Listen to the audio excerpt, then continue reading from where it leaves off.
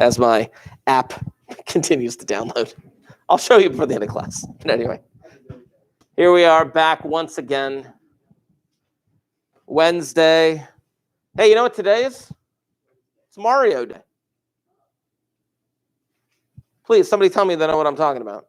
You do? Thank you. Goodness. Why is it Mario Day? Isn't it the 35th anniversary? That's not why it's Mario Day. Mario Day is every year. Why is it Mario Day? It's Mario Day. What? How do you write March if you want to shorten it? No, how do you write out March if you shorten the word? M-A-R. And what's the number day? There you go. Good job, Jake. I didn't even know. Goodness gracious. Anyway, like I said, I do have a little bit of a challenge for you today. But it may last 10 minutes. It may last 30 seconds. We'll see how this goes. There you go. This guy gets it. Now, what I'm going to say is this. I, in a little bit, am going to post. Oh, is that you or me? That was you. I'm loading mine right now. In a little bit, I'm going to post a PDF to the Google Classroom stream so that those of you online can participate in this challenge. But basically, I am going to give you a piece of paper. For those of you that are here, I'm going to give you a piece of paper that is going to have a bit of writing on it. And I'm going to show you this from a distance right now. This, oh no, everything's falling apart on me. What is going on with these cords? This is why everything needs to be wireless. Anyway, there's a bit of writing right here, like a whole page worth of writing. Okay, it is. It seems like a lot. But it is all about steganography. Okay? It is all about steganography.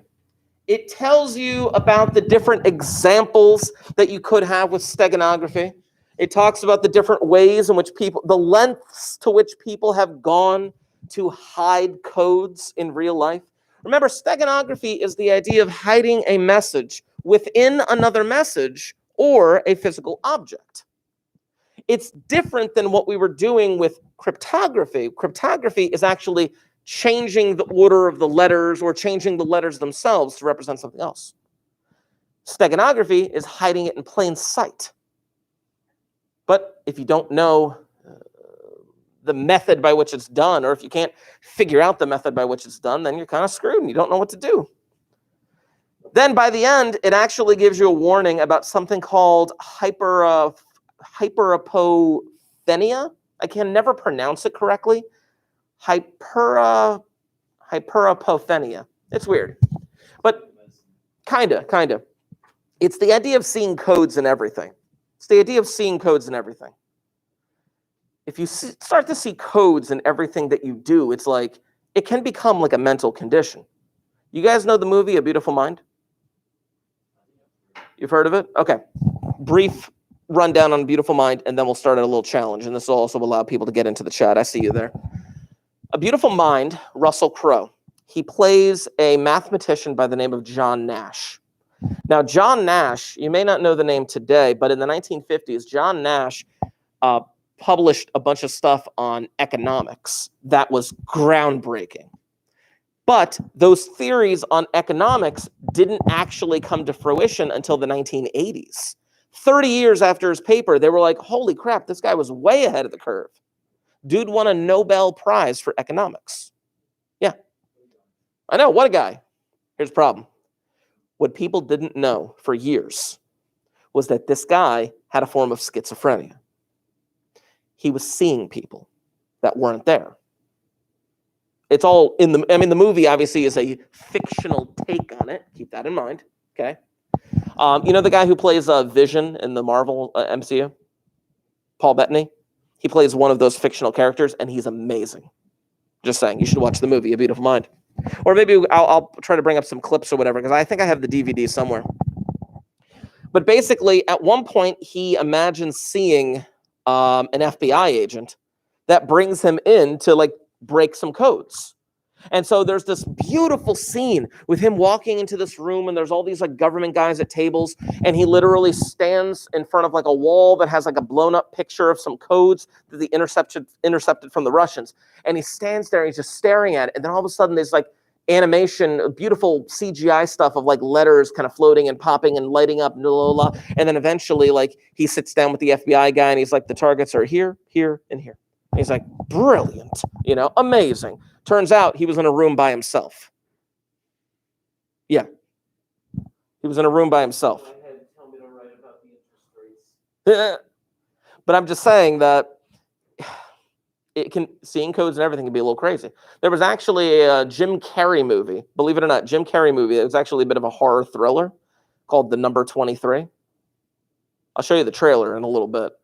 But it's just basically like seeing codes and it kind of affecting your mental state. So what I'm going to do, I'm going to post and I got to make sure, it's on the computer over here. That's right. I got to post look at that thing. See how that got tangled right there? Look at that junk.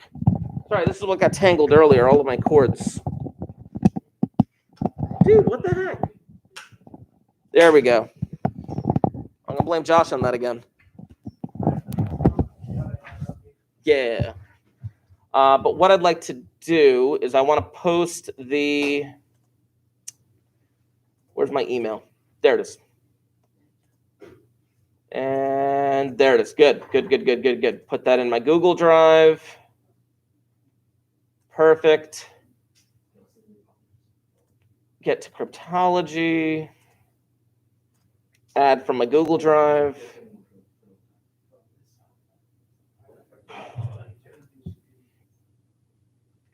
Come on, this thing. Is this it?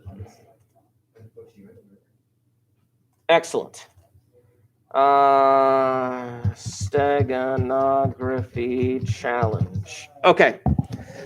Now, I haven't posted it yet. I'm about to post it in a few minutes, but here's what you got to know about this challenge. Within the PDF, within this document that I'm about to pass out to you, are instructions. The reason why it's a challenge is because these instructions will direct you to do something. And the first one to do it correctly will be declared the winner. Respect. Zero redemption. What? Okay. So I'm going to give this to you guys, but I'm going to ask that you keep it face down. Keep it face down for a few minutes, okay? Because I got to make sure I post this thing or until I say go. But then here's the thing. When you're reading through it, read through it carefully, very carefully.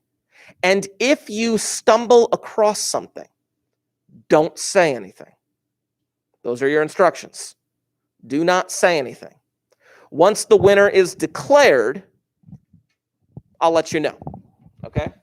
So that's what's going to happen. So keep these face down on your desk for a moment, because I got to post that thing to Google Classroom as well.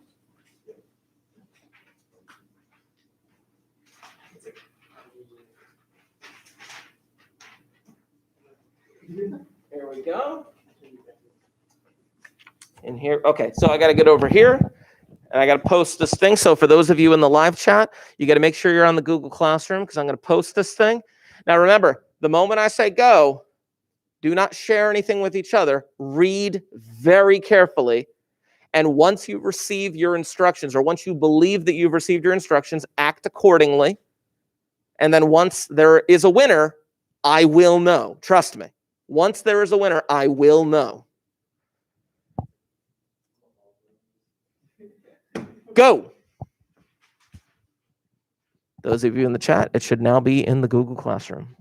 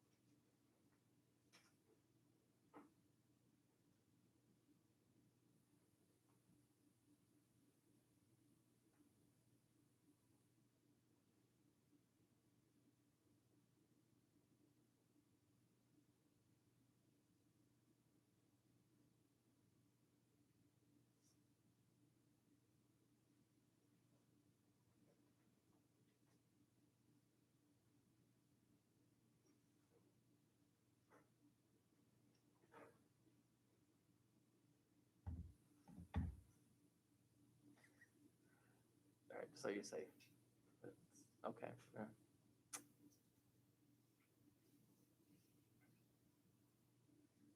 Did you think you won? Oh, okay.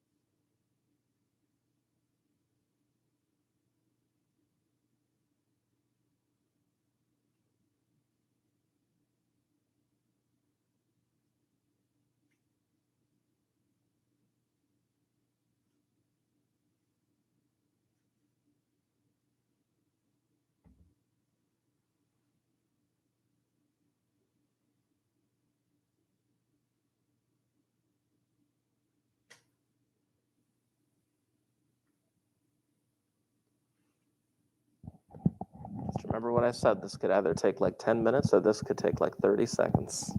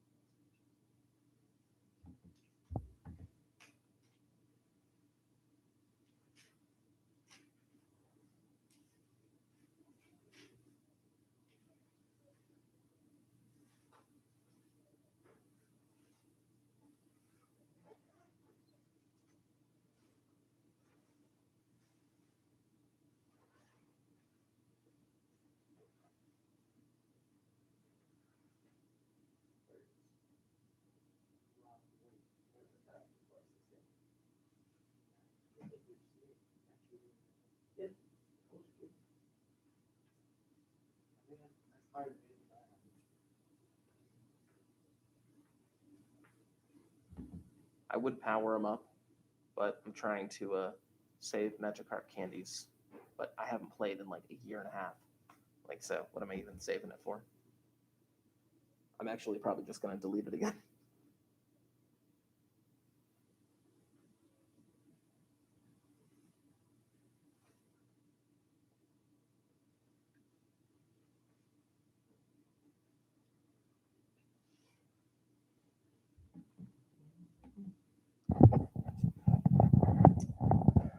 Couple of hints.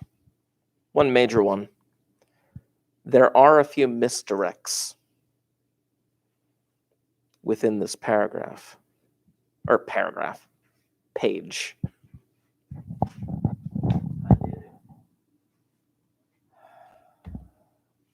No, you haven't.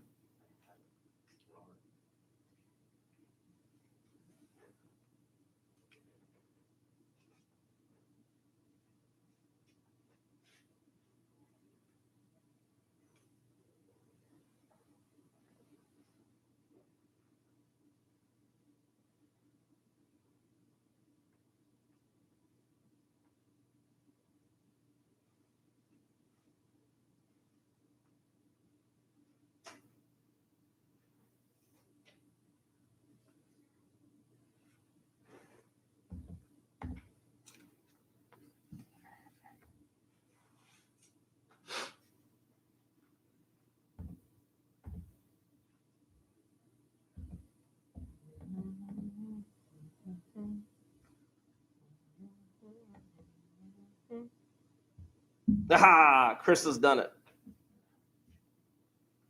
Chris wins, everyone. Don't tell him how just yet.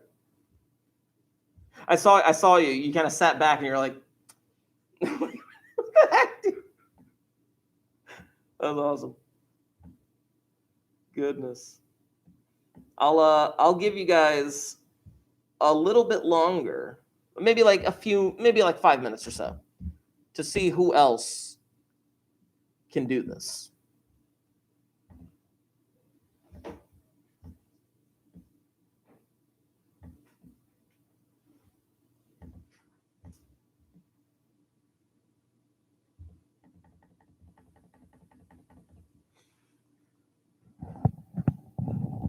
Shirley in the chat says says, quote, I got it, but I don't know if you do, because if you did get it, you would have done something else.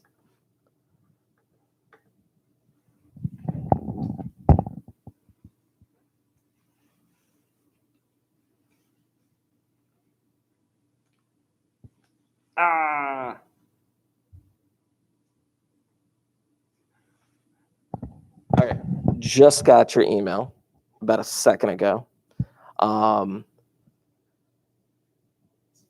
Keep in mind that with the directions, you just needed that last portion. I'll talk about that when I go over it. What's up? 5 seconds?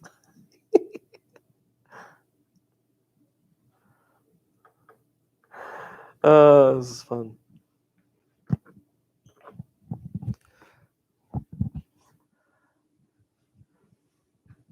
What? I had a lot of fun putting this together yesterday, and it kind of inspired me to do something else. There it is. I just got your email, Shirley. But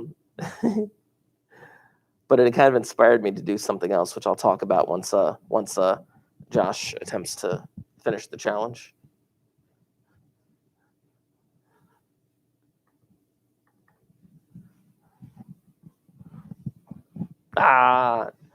No, you put in something extra. Logan, you put in something extra.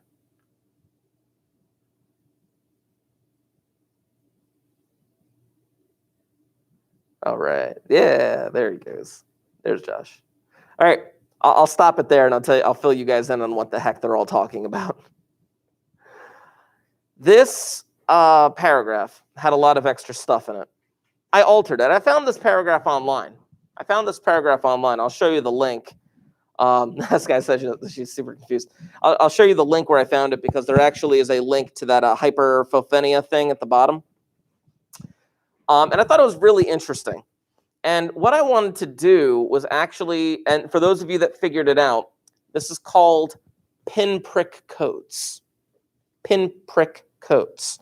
Now, typically, this could be done with literal pinpricks, but I decided that if I was going to make copies of this thing, I didn't want to have to continually do pinpricks through everyone's individual page. Not to mention, I wasn't able to do it with people online.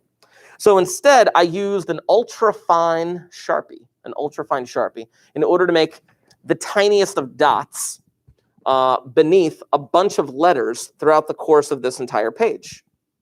Can I ask, for those of you that figured it out or were on their way to figuring it out, how soon into doing this did you see the dots? I saw it, but it's not because papers always like after I read hello, I saw one of the dots. I was like, all right. Well, I didn't put hello in there, mind you. A hello was a misdirect. Hello was a misdirect because those were underlined. She's like, OMG. But Josh, no, you're absolutely you see something like that and you see those little dots in there, and immediately you're thinking, well, papers just have that when you make copies. You know what I'm saying? Yeah. But I did that on purpose. I realized it on purpose. The dots were always under a letter. Instead of off to the side or off kilter somewhere, they were always directly underneath a letter that you needed. Yeah. She says, I bamboozled myself. She thought sorry, I'm so sorry. She said she thought that her laptop screen was dirty when the dots were there. I'm so sorry. But yeah, it says to send email to me. I believe it says, say I did it. And then I purposely put an extra dot underneath that exclamation point. Thank you for putting in the exclamation points for those that sent that in. Did anybody start doing the binary stuff? No? I did not read the article. No, but the article itself is actually very fascinating, and I want to point out a couple of things to this. First of all, There's an encrypted message inside of a plain message. This is steganography. They talk about the prisoner who needs to receive a secret message, and an interceptor. As an interceptor, how can you tell if the message you are inspecting hides an invisible message within it? How can you be sure that it doesn't? I would have loved to do something with invisible ink, but again, how am I supposed to do that with people at home? How am I supposed to do that with people at home? I know. Right, of course. And then eventually there's an infinite number of steganographic methods. And I really do want to emphasize that. There's an infinite number of ways that you can hide a message within another message. There's no set number of things. You can pretty much do whatever you want as long as you are attempting to conceal a message within another message or a physical object. I even love this technique down here. The technique may be this. If a sentence has an even number of words, that it means 1, otherwise it means 0, every 5 sentences produces a 5-bit binary number. Side note, I do have a binary number enigma challenge for you today. We'll get into that. It's going to be nice. Which produces the numbers 0 through 32, which are mapped to letters A through Z and a few other characters. This would take a lot of writing to produce a short message. Perhaps instead of every second word means either a 1 or a 0, depending on whether it has an odd or even number of letters. So I didn't actually try it. I didn't have enough time to yesterday, but I wanted to go through that little paragraph and see if it actually did produce a message. Just because. The idea of seeing messages and everything, kind of scrolling down a bit farther, down to the bottom of the page. The interceptor will go insane, inevitably. Their entire life, and I know that's misspelled, but their entire life will be turned into a complex search for impossibly concealed meanings. Steganography is a gateway to hyperpathenia. Do you guys know what there was a book in the late 90s that came out called The Bible Code? Are you familiar with it at all? Okay, cool. Think about this scenario. The Old Testament of the Bible is originally written in Hebrew. And in the Hebrew language, they put a lot of meaning behind their letters. They put a lot of meaning behind their letters, whether the letters represent objects or the letters represent numbers. There's a lot of numerology going on with the original Hebrew language, the way it was written out. The other thing you got to know about the Hebrew language is that there's no punctuation and there are no vowels. There's no vowels in the written Hebrew language. What this guy decided to do in the late 90s was he had on a computer the original Hebrew writings of the Old Testament of the Bible, and he lined up the letters in various ways. He lined them up in certain matrices, whether it be like a 10 by 15 matrix and lined up all the letters, or a 20 by 25 matrix and lined up all the letters. And then he attempted to find words, modern words, within the Hebrew language lined up in this matrix, whether it be on diagonals or up and down or backwards or something like that, like some giant crossword puzzle. This guy wrote a whole book about it. But the thing is, it's like that process of arranging the letters in a book in various size matrices and then trying to find meaning behind it. Because this guy's like, no, I found assassination, I found Kennedy, and I found it near Oswald or something like that. I found it all in that little paragraph. It's like, yeah, but you're like literally it's. First of all, do you know the story behind 1,000 chimpanzees typing at 1,000 typewriters for 1,000 years?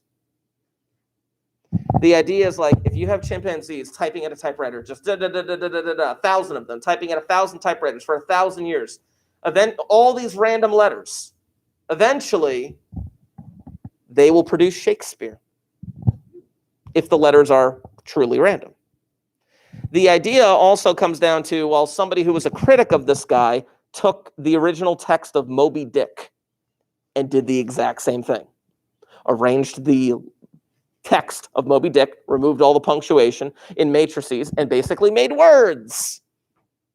And, he could make whatever word he wanted depending on the size matrix that he did. Looking for codes in everything can be an unhealthy practice, but it actually turned the guy who wrote the Bible code book into like a millionaire. Believe it or not. It came out in the 90s. It was a really huge deal when I was in middle school. Let me show you something here. Flip the screen. Go down to links for class and Steganography. There we go. So this is where I got the text from that you guys just read. But I wanted to bring you to this one right here, the hyperepiphania. Epiphania is when the human minds find meaning in the meaningless. For example, do you know what this face is? Yeah, it's not really face. It was just a shadow trick. And our mind kind of filled in the gaps, Jesus on a piece of toast. Well, that one's real.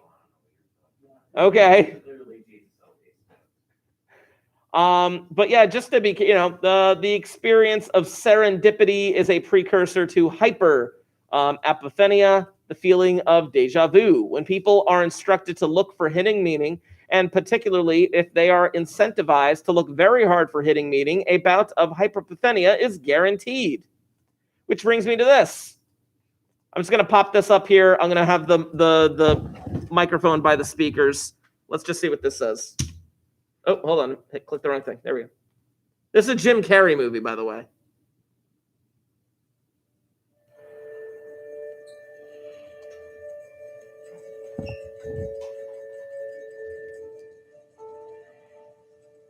I'm buying that for you, too. Actually, I've had a good long time to flip through it. Why don't you give it a try? The number 23, a heart-wrenching odyssey into paranoia, one of the most horrifying metamorphoses ever told. I'm buying this for you. Chapter 1, all I could think about was the number. I met you when I was... 23. And the day we met was? September 14th. 9/14. 14 plus 9 is? 23. Is it all just a coincidence? I don't know. So what is 23? There are 23 axioms to Euclid's geometry. The human body consists of 46 chromosomes, 23 from each parent. 2 divided by 3, 0.666, number of the devil. So is 23 a blessing or a curse? I was born at 11:12 p.m. 11 plus 12. 23. My birthday, 2-3. Driver's license, social security number. It's all 23. It's as if it's imitating my life. You've concerned yourself with minutiae and you've drawn wild conclusions from them. Every 23rd word on every 23rd page.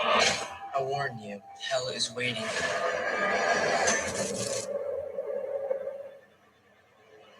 The number. What does it mean? You know. Waco, Texas, and the Oklahoma City bombing both happened on April 19th. You gotta get out. It's coming for you. 4 plus 19 is 23. This is not who you are. The Hiroshima bomb was dropped at 8:15. Damn it! 8 plus 15 is 23. 13 years of lies! No! Don't do this to us.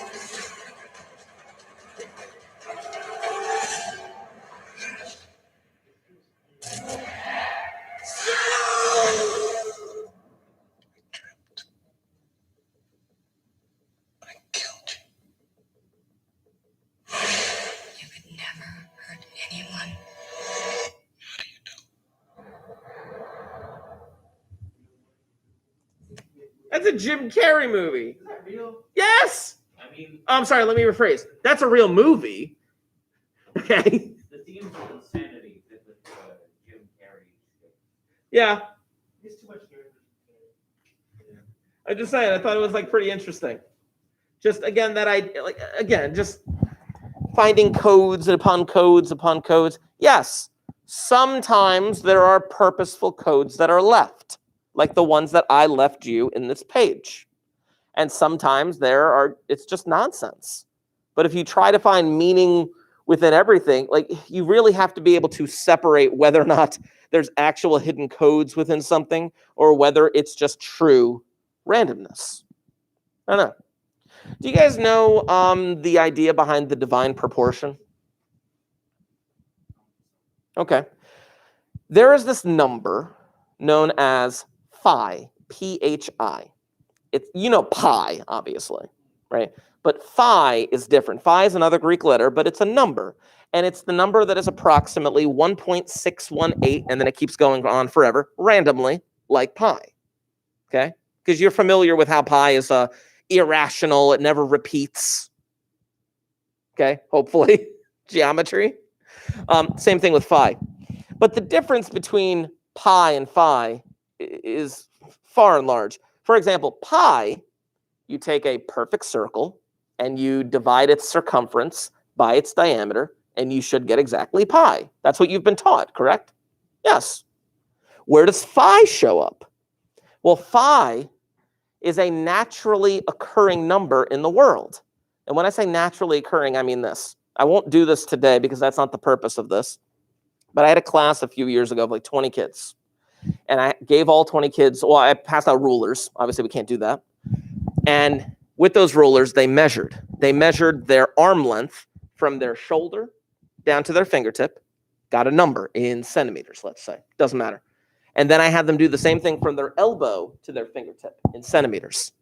And then I asked for all of their numbers. So I inputted them into the calculator into a list. In the first column was their entire arm length, and in the second column was their elbow to their fingertip arm length. And in the third column, I did it in the calculator where I divided the two numbers. Now, those two numbers, when you divided them, everybody was all over the place. Like, you might have been 1.5, you might have been 1.7, you might have been 1.8. Everyone was all over the place. 20 kids. But when I averaged them together, it was 1.618. The number phi. Right? It is a naturally occurring constant within nature. Yes, I did. Yeah. This is actually something that's real, okay?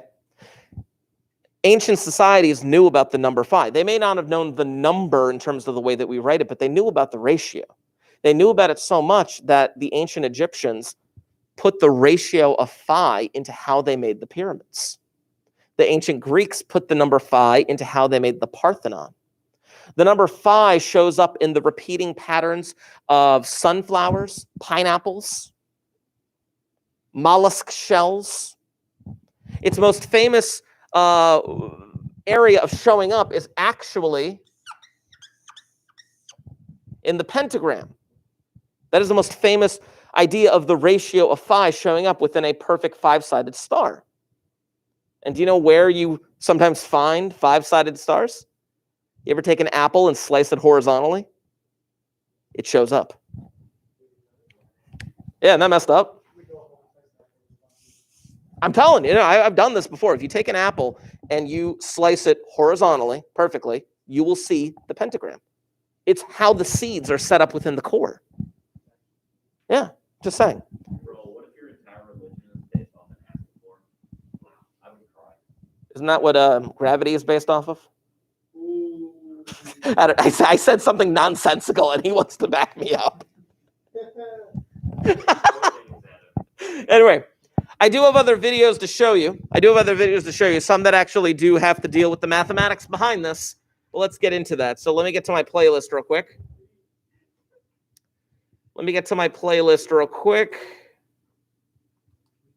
Here we go, Cryptology.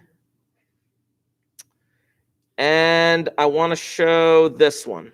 Today, I want to talk to you about the Inca and their amazing system of numbers. The largest civilization in the Americas before the arrival of the Europeans. They peaked about the 16th century, where the area covered by the Inca Empire started in Colombia in the north, went all the way down to sort of bits of Chile via Peru, Ecuador, and Bolivia, all in the Andes. So that's about several thousand miles, but about 12 million people. So the Incas are really interesting because of the, what you call them, Bronze Age civilizations. They were the only one that didn't have certain important things which the other Bronze Age civilizations did. They didn't have a wheel. You can maybe explain that because, it's the Andes. Wheels are going to help you get up a mountain. They also didn't have a writing system. But what they did have was this amazing system for recording numbers, and they did this using knots on string. The system is called quipu, or Khipu. Sometimes it's Q-U-I-P-U, sometimes it's K-H-I-P-U. I guess it's a Quechua word. Quechua, which incidentally is the indigenous American language still spoken by the largest number of people. There's about, I think, about 10 million people speakers of Quechua. That was the language of the Incan Empire. Anyway, I have a Khipu here. This Khipu is a replica of one that is in the American Museum of Natural History in New York. And Khipus are bunches of strings. They've got knots on, but there is some kind of method to them. Often they were colored strings. Obviously, this is some kind of colored line, so not this type of string. But they all had a primary chord, so that's the yellow one. So that's the chord that doesn't have any knots on it, but all the other ones hang off it. It's like a massive kind of janitor's keyring. Often there were hundreds of strings. Here, I've only got 5 other strings, and you've got these red ones are the strings with the knots on, and the green one is a certain string that links this set of 4. So you see the green one links the set of 4, and the green one also has some knots on. And what I would like to do today is to explain to you how this works, but by replicating the original decipherment of Khipu. So it was in the 16th century that the Incas were conquered by the Spanish, and then knowledge amongst Europeans of how Khipus worked was completely lost. And it was only rediscovered in 1912 because a maths teacher, a guy called Leslie Leland Locke, it's a fantastically alliterative name, Leslie Leland Locke, maths teacher from Brooklyn, went to his local museum, the American Museum of Natural History, saw this very Khipu, and worked out from the knots what it meant and how it worked. And so why don't we go through what he would have done? The first thing is, let's look at each bit of string. So when you look at the string, you see that it seems to be that there are 3 positions, and in each different position here, here, and here, there are certain knots. So what I'm going to do, I'm just going to write it out. I'm going to say string 1, we're going to have position 1, position 2, position 3. So this is the first one. So in position 1, we've got 1. Position 2, we've got 3. In position 3, we've got 4.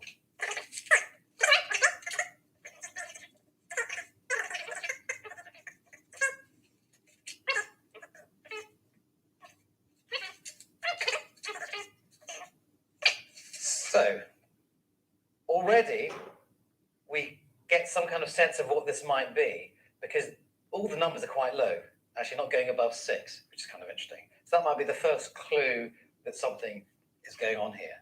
And now let's just put a line here, and let's do the green string. So this is the green string. This is the string that links them all together. So string 5, I guess. 1, 2, 3, 4, 5, 6, 7, 8. Actually, so that's 8 first. Then there's quite a big gap. So that's 0. 1, 2, 3, 4, 5. And that's 5. So Brady, or maybe anyone watching this, already you've got this. Can you begin to see what the knots might be recording and what the relation might be between these 4 strings, the 4 red ones, and the green one that links them together?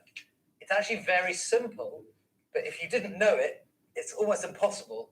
Well, it's very, very difficult to try and find out. That's the intellectual efforts required to decipher something, because you're not entirely sure what you're looking for. But I've made it, in fact, incredibly simple, because if you actually look here, let's add these ones up. 4, 6, 5 is 15. So 5, carry 1. 3, 6, 5, 5 is 19. With that 1 carry is 20. Put 2 there. 1, 4, 5, 6, 7, 8, 8. So Leslie Leonard Locke realized that the answer was staring him in the face. It was nothing more complicated than each string represents a single number, a single 3-digit number. So the one that has 1 in position 1, 3 in position 2, and 4 in position 3 is actually 134, because position 1 is the hundreds, position 2 is the tens, and position 3 is the units. The Incas, they had this massive empire, 10, 12 million people. They had bureaucracy. Bureaucracy requires numbers and statistics. So in a sense, the Khipus, which were used for census information, for measurements, for money, essentially was the gel that glued this entire empire together. And what you would have, if you needed to record a number, you'd put this 3-digit number, or it could be longer if you needed more digits, on each string. And if you wanted to add them up, to save adding them up, you would join them with another string, and that would be the sum. So this is incredibly efficient. And in fact, what they've done is they've kind of invented the decimal system without realizing it. What they hadn't done, there wasn't a 0 knots. You had to realize there's a space there, so that could be quite confusing. But they knew other things. So actually here, I've done them all with the same knot. That's because I'm not very good at doing knots. The way that the Incans did is that the last knots were always slightly different. There were slightly longer knots. And that's because a slightly longer knot was always units. So just say you had a piece of string that came detached or something, you could look at it and you think, okay, I know exactly the way this is going to go. I know to read it, this goes units, tens, hundreds, and so on. This doesn't seem like it would have been the hardest thing to figure out. Like, well, how could this be some mystery for so long? Well, it was figured out in 1912, so the whole studying these civilizations was not very developed. Also, people were probably interested in other things about that society, and there weren't that many keepers that you could go and have a look at. Some of the keepers had hundreds of strings. If you're going to be kind of pulling them apart, it's quite hard to know where to look. But also, why would you even think that it was arithmetic and numbers? Even to think that, it's much easier once you know that. It could have been anything else. You could have thought, oh, this is something that's going from 1 to the 3 to the 4, it's getting bigger. There are lots of other patterns that you can see. It could have been jewelry or headwear or something. Yeah, well, I think people knew that from studying it, and obviously when they were conquered in the 16th century, they didn't all die out. They kept on using it, bits and bobs, and also there were Spanish historians that came over and wrote about it. So it's well known that they had a sort of counting number system which was based on these strings and knots. But yeah, the proper decipherment was only made in 1912. There are about 1,000 khipus around in museums, and a lot are still not known about them. It could be the case that some of them, the knots, actually represent phonetic elements. So one of the great mysteries that people who look at Incaologists looking at today is, was the khipu more than just the Incas' counting system, but also some interesting new type of writing system? This episode was So, a couple things to that. There have been a lot of languages that have been lost to time. For example, you guys know the concept of Egyptian hieroglyphs, right? Yeah. When modern people first started studying Egyptian hieroglyphs, they had no idea what it was. Absolutely no stinking clue what it was. People had these ideas, but ultimately it came down to people who were code breakers, seeing patterns and things and being able to attribute those patterns in a linguistic way in order to decipher what certain things said. And then ultimately, do you guys know the language system Rosetta Stone? You know what it is, what the original Rosetta Stone was? The Rosetta Stone. It had Greek on it, and so they started hieroglyphs. It had hieroglyphs at the bottom, Greek at the top, and this in-between language called Coptic in the middle. And they were able to basically decipher the Egyptian hieroglyphs based on knowing what Greek was. It was pretty insane, but that was the key to understanding it. See, it doesn't matter if you're trying to decipher these ancient languages. There's actually an amazing story about a lady, or not a lady, multiple people, including multiple ladies, who deciphered this language. I can't remember the name of it exactly. I have to look up the story, actually. I haven't read it in a while. But it basically took like generations of code breakers to eventually get to a point where they could decipher the patterns and see the true meaning behind it. Something like that, like what this guy did in Brooklyn. It was insane. It was awesome. Okay. I have a couple things that I want you to write down. I had those Enigma things ready to go. I'm going to tell you, just confirm what the answers were for the first couple ones that you guys turned in. But I do have a few more that I am going to assign you through Google Classroom. Please keep that in mind. So what I'm going to do is this. I'm going to give you what the answers were to the first couple of Enigma things so you have them to confirm that you're correct. And number two, I want those notebooks out and open just for the remainder of the class period so I can write down a couple of things, not a lot, to kind of get this thing going. Ultimately, I wanted to do like a full room like scavenger hunt, but I've wanted to do that for a while. But I was hoping that the COVID numbers would get better so that we could actually walk around and interact with one another and touch things. But there's people online as well who wouldn't be able to interact with it. Makes me excited. So, first and foremost, the answers to Enigma 1, very easy in a sense. It was mathematician. The answer to Enigma 2 was philosopher. Let me bring this thing up actually real quick. I'm just going to show you the first three answers. And of course, the answer to Enigma 3 was House of Wisdom. So we got to make sure that we have those recorded. I do have other Enigma things that I'm going to be sending you, which, again, we do have to use them to help us figure out what the heck is going on with this enigmatic figure. But we'll get this thing done as we move forward. It's going to be fantastic. So I think I have up through, oh yeah, I got at least, I don't know how many. I'll probably throw 3 more at you today or something like that. They're pretty simple. They can be. But some of them can be a little tedious. And one of them has to do with binary code today. Very exciting. Okay. Couple of things in our notes. I want to define a few different types of steganography. Today is Mario Day. Let's call this types of steganography. What's up? Type of stig. Where'd my little paper go? There's my little paper. Okay. First of all, there is such a thing as a dot code.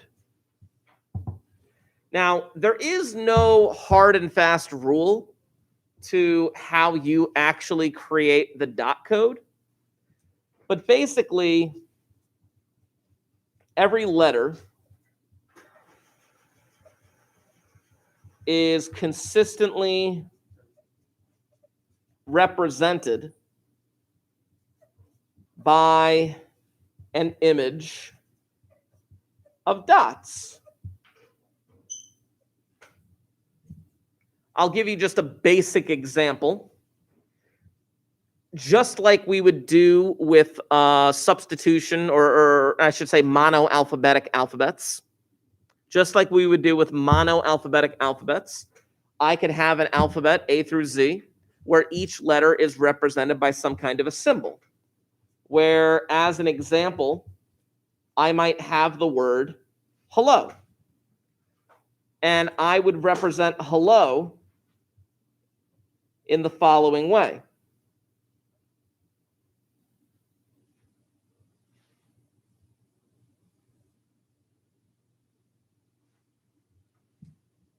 Something along those lines. It kind of does. Yes, it kind of does. Now, the thing is, I made this up. And if you notice the double L, it's the same symbol twice. And the system that I was actually setting up for my dot code right here was a little grid of 3 by 2. 3 rows and 2 columns. But you mentioned Braille. Braille is a form of dot code. Now, these dots can actually also be different colors as well. Keep that in mind. It could be any form that you want, any form of a dot code. One example of a dot code that we have talked about in the past has been the Pigpen cipher. We did the Pigpen cipher on that day. We were going through that website and we were trying to submit things to that Google form. That was a failed experiment on my part because I didn't realize that once you actually submitted it once and got it wrong, it told you what the correct answer was. Google form. I know, right? But you can have a Pigpen cipher. Now, I've talked about the Pigpen cipher before, but I want to put this into definite writing. The Pigpen cipher works like this. You start with a tic-tac-toe board and another tic-tac-toe board, where within that second tic-tac-toe board, you put a series of dots.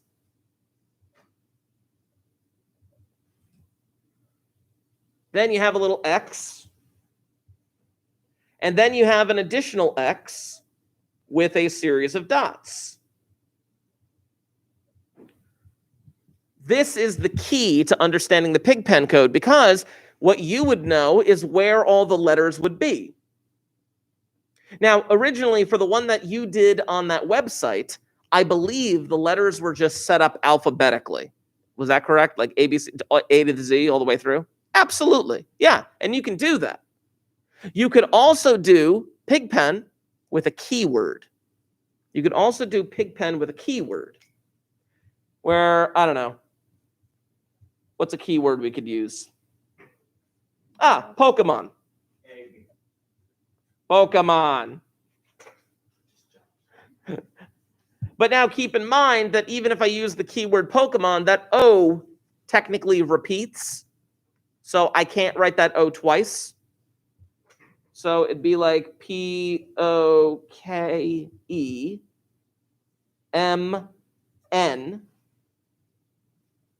And then, depending on how I set this thing up, I could start again at the beginning of the alphabet.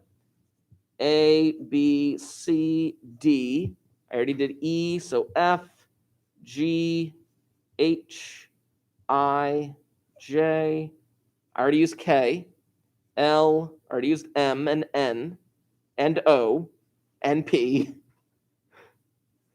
Q, R, S, T, U, V, W, X, Y, Z.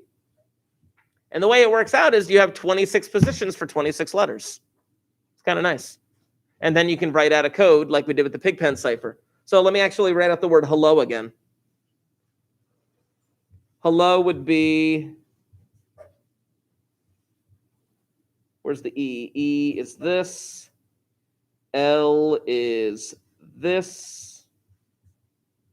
And O is this.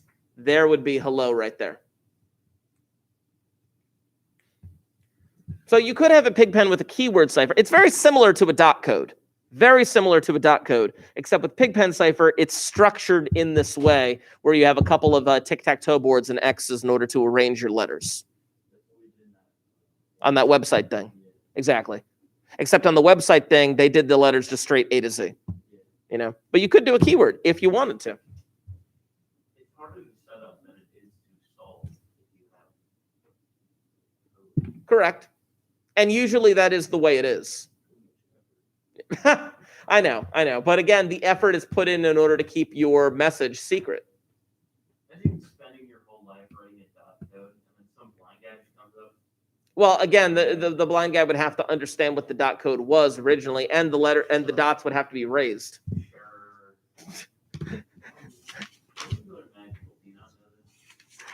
Right.